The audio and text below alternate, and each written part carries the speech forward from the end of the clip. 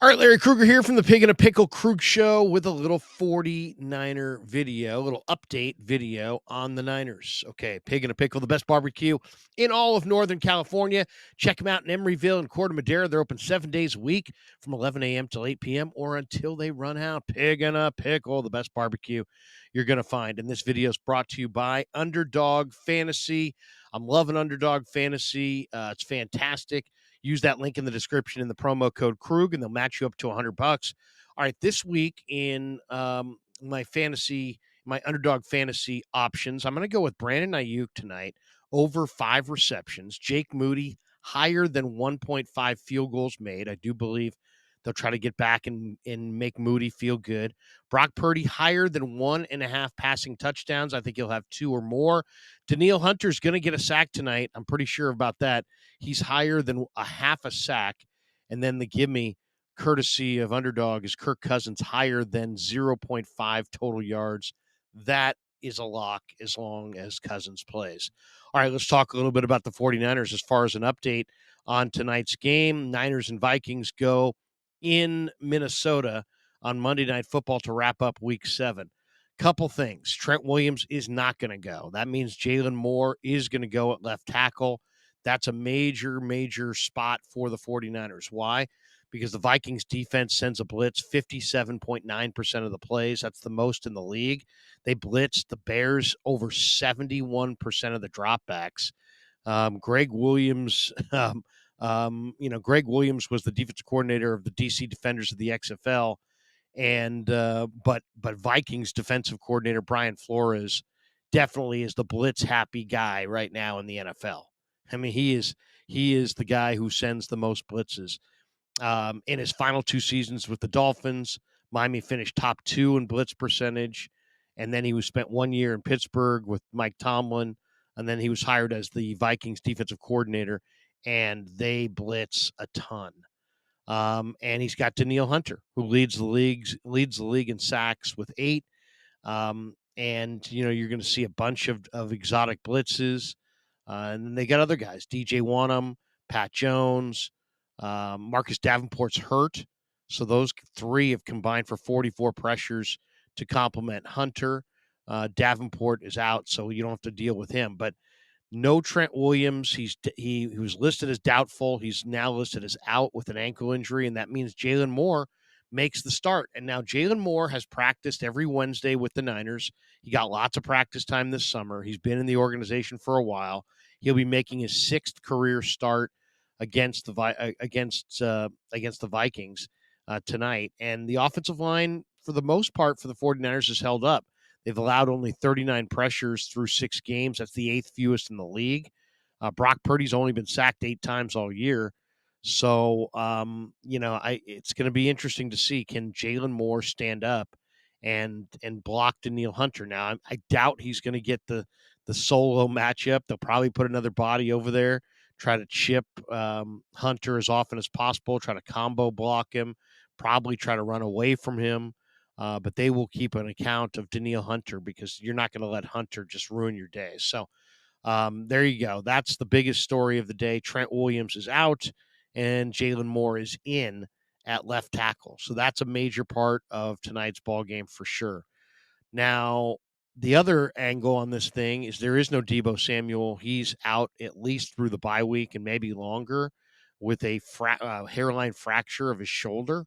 So he's out. That means Brandon Ayuk most likely is going to have to step up, or the Niners are probably going to have to find a way to run the ball a lot and run it with an assortment of guys, because CMC is listed as going tonight.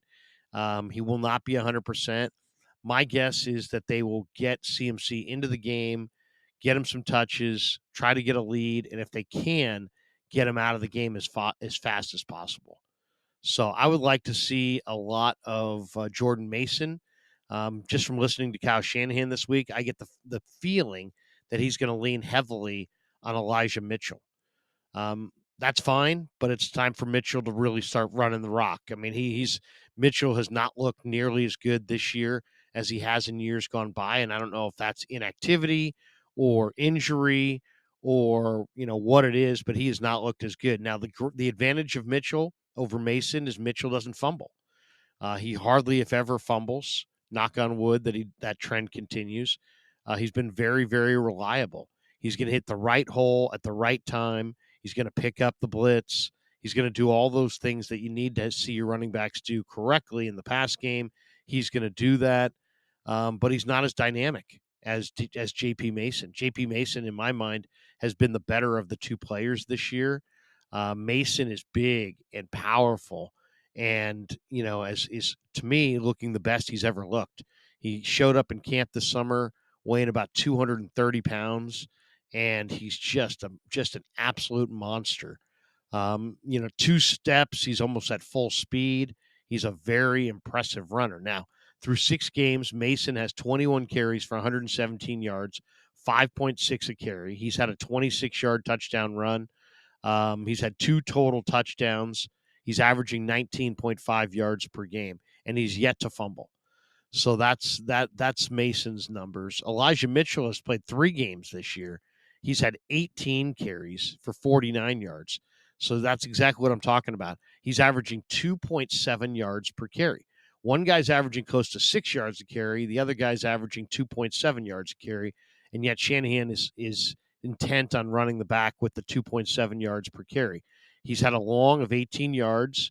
He's averaging 16.3 per game. He's yet to fumble, so that's a good thing. So I think, and I think you may even see some Ty Davis Price. Price has only been played in 1 game. He's had 6 carries for 21 yards, 3.5 yards a carry. He's got a 15-yard run, no fumbles on the year. So some combination of Ty Davis Price, Ray McLeod, Elijah Mitchell, Jordan Mason, and Christian McCaffrey is going to have to run the ball tonight against the Vikings. And what's the best way to beat this Viking team? I think it's to run the ball, dominate the clock, keep Danielle Hunter off of your quarterback, take away that matchup from the Vikings of, they've got a major advantage, Danielle Hunter against Jalen Moore. Take that advantage away from running the heck out of the football. I mean, to me, it would be a 60-40 run pass split kind of a game. And then you throw it short, and maybe you throw the screen game behind Hunter and, the area that he vacates, and try to maybe run at him a little bit and just try to neutralize his unbelievable movement skills. Because one thing about Danielle Hunter, there's very few guys that move that well at 6'5", 265 or whatever he is. He's shredded. He's in great shape. He's playing physical. He's playing fast. And he should be way too much for Jalen Moore. So can the 49ers, with a banged-up CMC and no Deebo Samuel, show up and run it and dominate the time of possession and short pass him to death? I think that probably would be the best game plan tonight against the Minnesota Vikings.